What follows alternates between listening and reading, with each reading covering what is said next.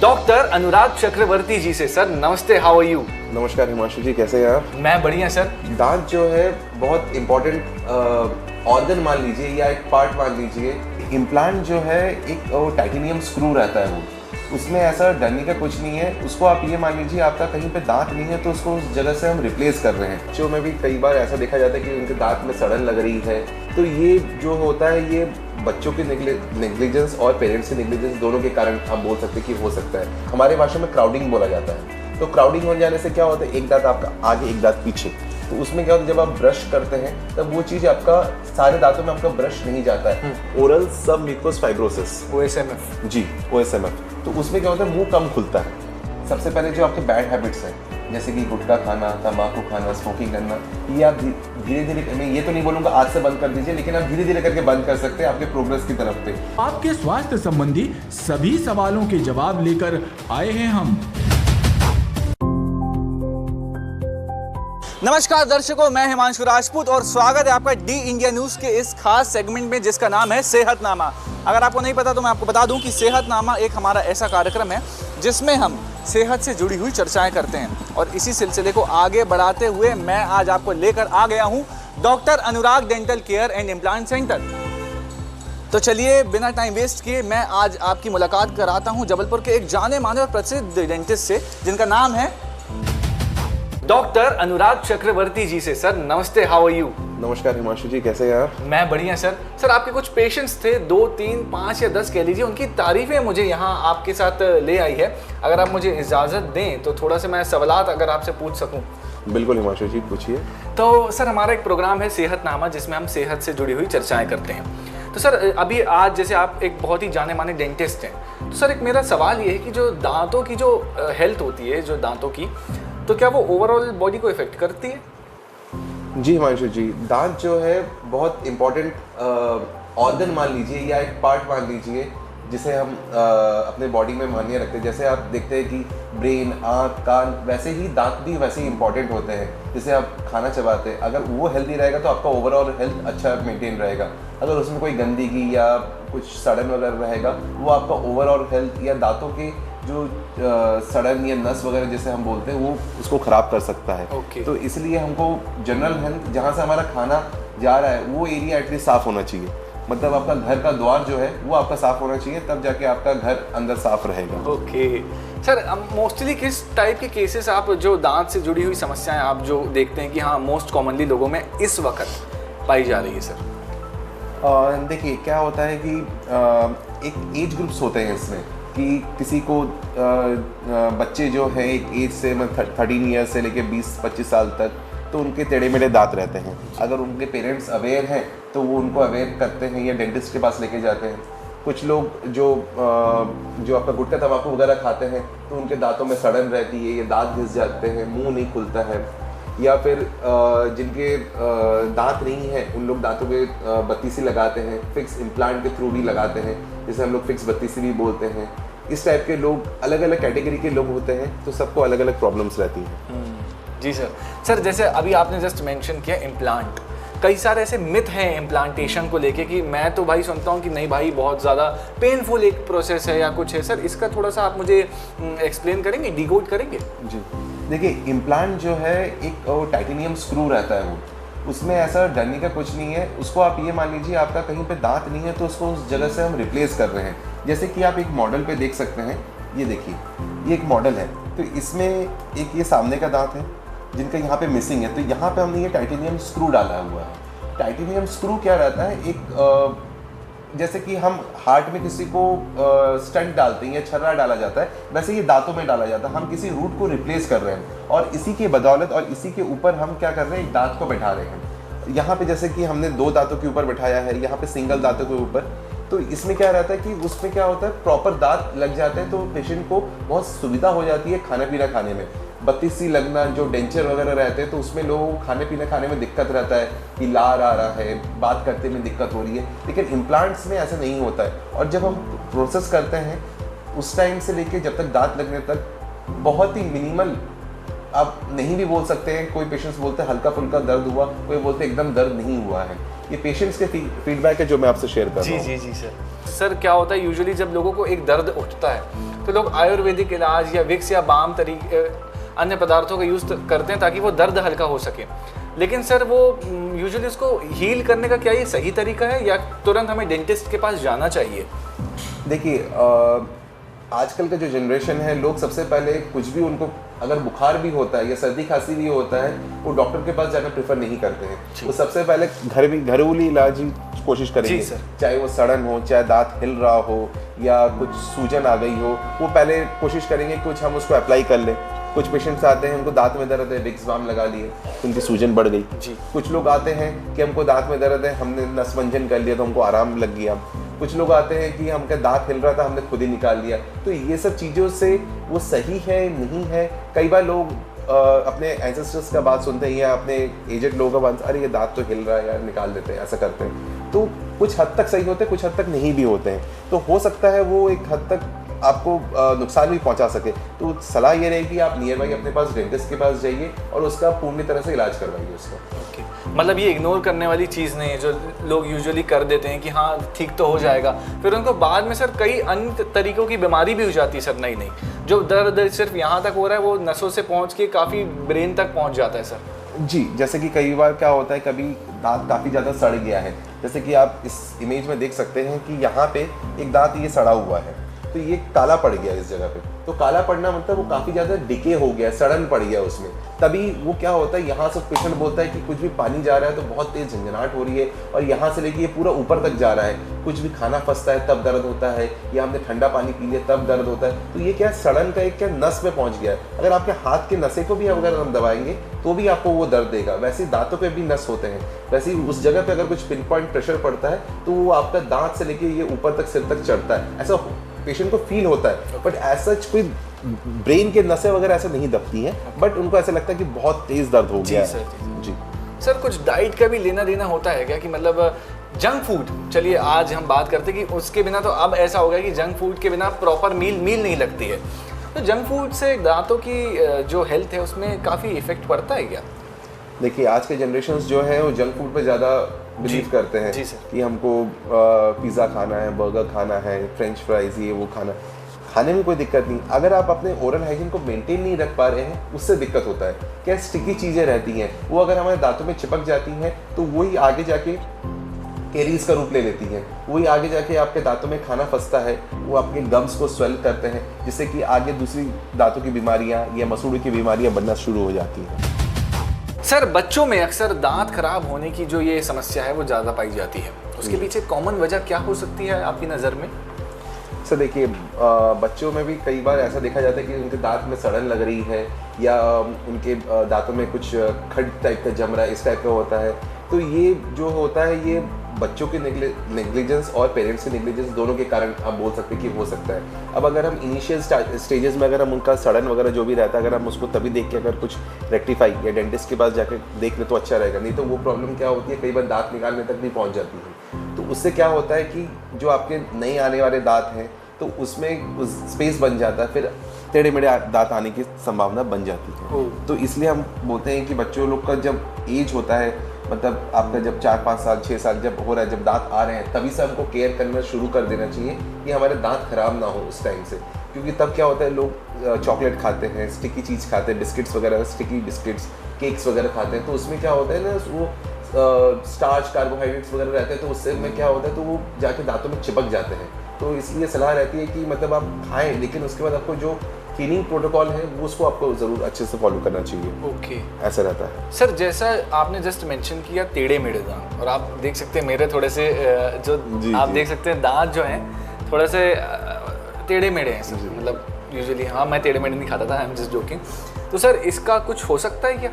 जी बिल्कुल हिमांशु जी, बिल्कुल हो सकता है। इसका क्या रहता है कि अभी आपका मान लीजिए ये आपका एक डेंटल आर्च है। ओके, इसको देखिए, अभी इसकी डेंटल आर्च है।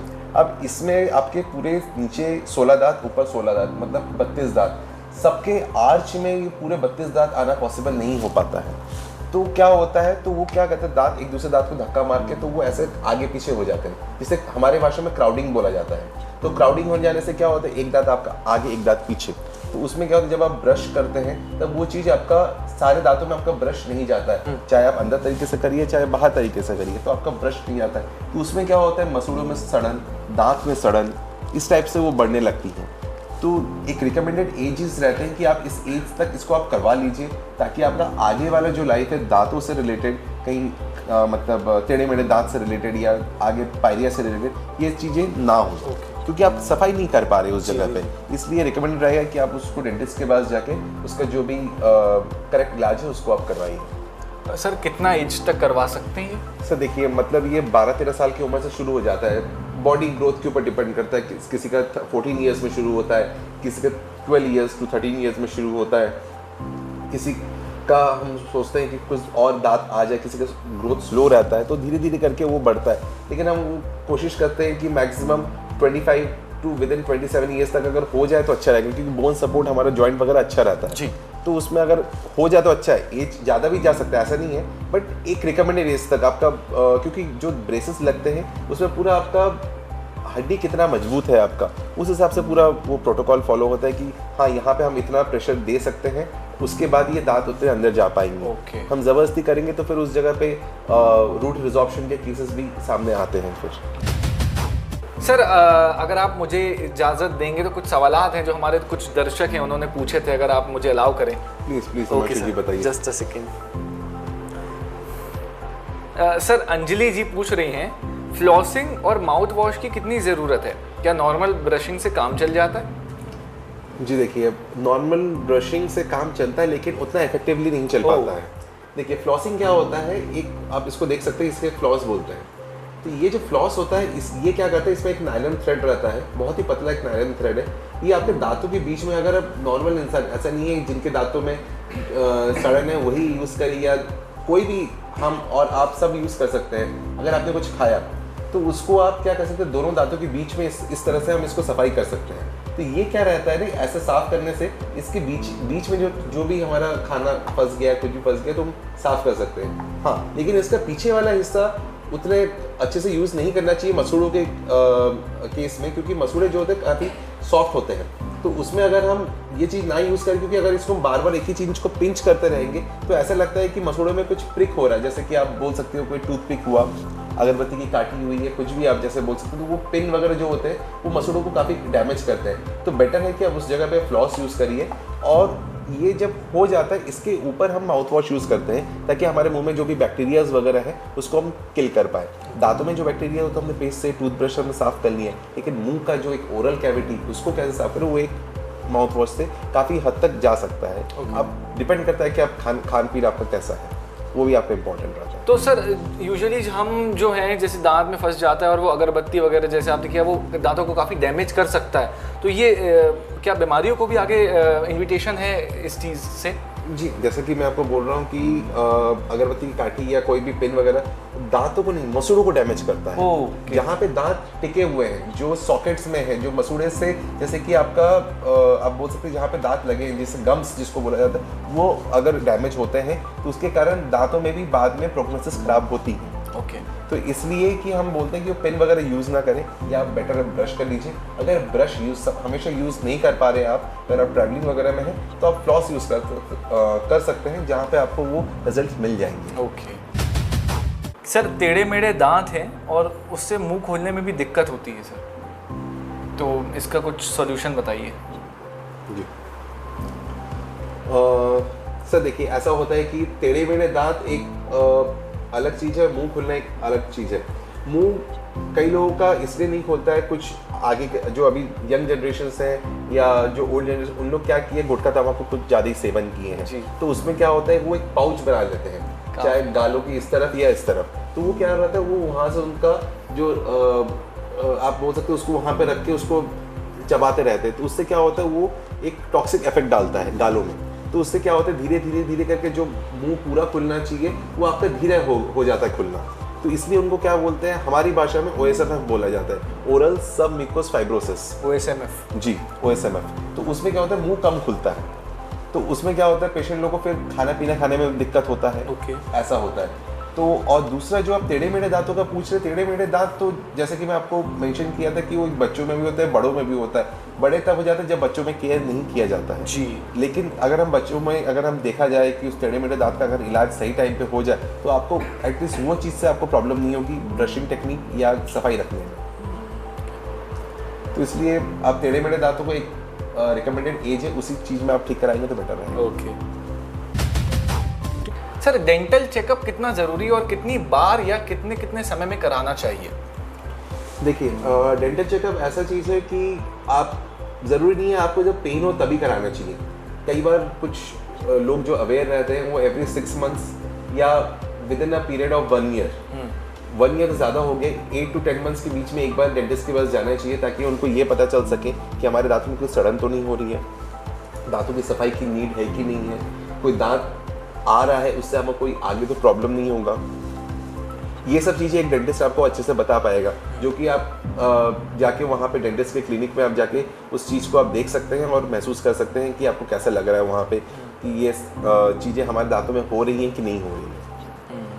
ओके सर, एक मिथ और भी फेमस है, वो है टीथ वाइटनिंग और ब्रेसेस जो है, क्या वो बहुत पेनफुल होते हैं या बहुत तक मतलब चबाने में भी दिक्कत होता है, क्या वो कुछ ऐसा भी होता है क्या? सर देखिए, टीथ वाइटनिंग जो है टीथ वाइटनिंग उनको रिकमेंडेड रहता है जिनका फ्लोरोसिस दांतों में ज़्यादा रहता है। तो फ्लोरोसिस क्या होता है, जो बोरिंग का पानी ज़्यादा पीते हैं या दांतों में किसी कारण पीलापन आ जाना या कुछ ज़्यादा ही पीला हो जाता है दांतों के कलर वगैरह, उनको वाइट कराना, तब हम जाके ब्लीचिंग का प्रोटोकॉल एक यूज़ करते हैं जिससे दांतों में थोड़ी बहुत सेंसिटिविटी होती है लेकिन काफ़ी हद तक नहीं होती है, किसी किसी को हो सकती है, डिपेंड करता है। और इससे हम एक हद तक एक शेड, दांतों के शेड्स होते हैं वो हम लाइटर कर सकते हैं। और अब जो ब्रेसेस का पूछ रहे, ब्रेसेस जो होता है तार लगाने को बोला जाता है, इसको हम टेढ़े मेढ़े दांतों को सही करता है। ओके सर, मेरा एक सवाल ये है कि सर आप में मतलब क्या ऐसा खास है जो मतलब मुझे यहाँ तक घसीट के ले आया, और आपके काफ़ी सारे ऐसे पेशेंट्स थे जो कि हील और प्रॉपर रिकवर हो चुके थे उनके दांतों की समस्या से, कुछ तो डॉक्टर्स भी थे। तो सर मैं जानना चाहता हूँ क्या ऐसा खास है कि जबलपुर में आपको एक वेल नोन डॉक्टर, और साथ ही साथ जबलपुर ही नहीं काफ़ी ऐसे आसपास की प्लेसेस भी हैं जहाँ आप जाने जाते हैं, सर क्या ऐसा एकदम हट के करते हैं आप? सर देखिए, मैं नॉर्मल जो पेशेंट्स को, पहले पेशेंट्स का बात सुनिए कि उनको चाहिए क्या। जी, आपने अपना देख लिया है कि पेशेंट को ये ज़रूरत है, अगर हम अपना ही वैल्यू पहले पुट अप करेंगे तो वो नहीं मिल सकता। पहले पेशेंट का प्रॉब्लम सुन लीजिए, उनको क्या चाहिए क्या नहीं चाहिए, और उनसे मतलब ऐसा नहीं है कि आप बहुत रूडली बिहेव कर रहे हैं, नॉर्मली आप बिहेव करके आप पूछ सकते हैं क्या प्रॉब्लम है, आप फॉलोअप्स ले सकते हैं कि उनको कैसा लग रहा है, छोटी छोटी चीज़ों पे आपको ध्यान रखना चाहिए। तो उनसे वो क्या रहता है, वो आपको फैमिलियर टाइप के रहते हैं जी। तो और पेशेंट का सबसे इम्पोर्टेंट है कि अगर उनके नाम से अगर आप उनको पुकारोगे तो वो ज़्यादा इफेक्टिव रहता है। तो और आपका ट्रीटमेंट भी मैटर करता है कि उनको मतलब रीजनेबल रेट में अगर उनको ट्रीटमेंट मिलता जाए तो वो आपके पास आते जाएंगे और अपना इलाज करवाते जाएंगे। अगर आप मेरे क्लिनिक के आसपास भी रहते हैं तो मेरा clinic Madan Mahal link road पे है, आप बिल्कुल आ सकते हैं मेरे क्लिनिक और क्लिनिक विजिट कर सकते हैं। आपको ऐसा नहीं लगेगा कि आप एक क्लिनिक में आए हैं, आपको ऐसा लगेगा कि आप क्लिनिक में आए हैं लेकिन डॉक्टर आपसे बहुत अच्छे से बिहेव कर रहे हैं। हमारी जो टीम है वो भी आपको ऐसी ही लगेगी, आपको ऐसा नहीं लगेगा कि आप एक बहुत बड़े संस्था में हैं, आपको एक होमली इन्वायरमेंट जैसा फील होगा, लेकिन आपका ट्रीटमेंट अच्छा होगा, उसमें कोई कॉम्प्रोमाइज़ नहीं होगा। तो भैया देरी ना करें, दांतों से जुड़ी हुई कोई भी समस्या हो बिल्कुल सर की क्लिनिक विजिट करें।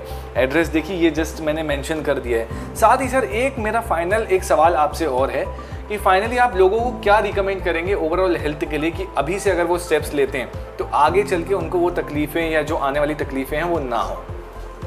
जी देखिए, मैं ओवरऑल हेल्थ के लिए ये बोलना चाहूँगा कि सबसे पहले जो आपके बैड हैबिट्स हैं जैसे कि गुटखा खाना, तंबाकू खाना, स्मोकिंग करना, ये आप धीरे धीरे, मैं ये तो नहीं बोलूँगा आज से बंद कर दीजिए, लेकिन आप धीरे धीरे करके बंद कर सकते हैं आपके प्रोग्रेस की तरफ पे। मैं अगर किसी को बोलूँगा तो फिर लोग बोलेंगे कि यार एक दिन में कैसे हो सकता है, तो इसलिए मैं बोलूँगा धीरे धीरे करके अगर आप 10 कर रहे हैं तो आप एटलीस्ट 5 to 6 में आ जाइए या 7 तक आ जाइए, धीरे धीरे करके कम रहिए। कहीं ना कहीं वो आपको बॉडी में इफेक्ट कर ही रहा है, चाहे आपको लंग्स में इफेक्ट करे या मुंह में इफेक्ट करे या दांतों से रिलेटेड इफेक्ट करे। अब गुटखा तंबाकू खाने वाले के दांत काफ़ी घिस जाते हैं जी जी, तो उसमें भी वो काफ़ी इफेक्ट करता है। तो सलाह ये रहेगी कि वो सब थोड़ा सा क्विट करें, वो सब चीज़ों में हेल्दी फूड्स खाएं, प्रोटीन वाली चीज़ें खाएं, ग्रीन लीफी वेजिटेबल्स खाएं, जिससे आपका स्वास्थ्य भी अच्छा रहेगा आपके ओरल कैविटी भी अच्छी रहेगी। प्रॉपर ब्रशिंग टेक्निक करें, प्रॉपर ओरल हाइजीन मेंटेन करें, माउथ वॉश करिए, फ्लॉसिंग करिए, जिससे आपका ओवरऑल हेल्थ अच्छा रहेगा। और अगर आपका ओवरऑल हेल्थ अच्छा रहेगा तो आपका बॉडी भी एक काफ़ी हद तक स्वस्थ रह सकता है। साथ ही अगर सर किसी को इस चीज़ से गाइडेंस भी चाहिए, क्या वो आपकी क्लिनिक विजिट कर सकते हैं? जी बिल्कुल कर सकते हैं। यूजुअली मेरा एवरी मंडेज मेरा निःशुल्क परामर्श रहता है, तो आप वो बिल्कुल विजिट कर सकते हैं, उसका फ़ायदा बिल्कुल ले सकते हैं। ट्रीटमेंट में भी हम काफ़ी डिस्काउंट्स देते हैं पेशेंट्स को। ज़रूरी नहीं है कि हर ट्रीटमेंट का ज़्यादा करके कॉस्ट लिया जाए, हम उनको वैराइटीज़ देते हैं, वो जिसमें संतुष्ट होते हैं उसमें हम उनको बेस्ट करके देने की कोशिश करते हैं। सर हमारा अब जो बात है, हमारा जो ये कार्यक्रम है सेहतनामा, तो सर ये आपको कैसा लगता है, मतलब जो हम ये चलाते हैं सेहतनामा? जी, सेहतनामा एक बहुत अच्छा एक प्लेटफॉर्म है जो लोगों को जागरूक करता है। काफ़ी डॉक्टर्स इसमें इस प्लेटफॉर्म से जुड़े हुए हैं। लोग सब जगह के पास जाने से डरते हैं कि कौन सा डॉक्टर अच्छा है, क्या है, तो यहाँ के प्लेटफॉर्म से वो काफ़ी तरह से नॉलेज ले सकते हैं और उसके बाद वो अपने डॉक्टर्स के पास या मेरे पास आ सकते हैं अपने प्रॉब्लम्स लेके, डाउट्स लेके। और मैं डी इंडिया न्यूज़ को बहुत बहुत धन्यवाद देना चाहूँगा कि वो मेरी बातों को काफ़ी लोगों तक या जनता तक पहुँचाए और लोग उससे जागरूक हो और उस चीज़ से वो फ़ायदा उठाए। हमारा भी आपको सर पूरी डी इंडिया न्यूज़ की तरफ से बहुत बहुत थैंक यू कि आपने हमारे थ्रू हमारी जनता को एडुकेट किया। Sir we are very thankful to you. तो भैया अगर आपको कोई भी समस्या होती है दांतों से रिलेटेड, साथ ही अगर आपको गाइडेंस भी चाहिए कि किस तरीके से आप अपनी दांत की हेल्थ को केयर कर सकते हैं, तो सर की क्लिनिक ज़रूर विजिट करें, जिसका एड्रेस है मदन महल लिंक रोड के पास। और साथ ही सर अगर डी इंडिया न्यूज़ की तरफ से कोई भी जनता या कोई भी लोग आते हैं तो क्या आप उन्हें डिस्काउंट देंगे? बिल्कुल दे देंगे हिमांशु जी, वो तो मेरा मतलब सौभाग्य रहेगा। आपकी तरफ से कोई आता है तो बिल्कुल डिस्काउंट दे देंगे। बिल्कुल। और साथ ही भैया अगर आपको ये वीडियो पसंद आती है तो हमारे इस चैनल डी इंडिया न्यूज़ को सब्सक्राइब करें। चलिए मैं लेता हूँ आपसे विदा और साथ ही मिलते हैं आपसे अगले सेहतनामा के एपिसोड में। चलिए धन्यवाद।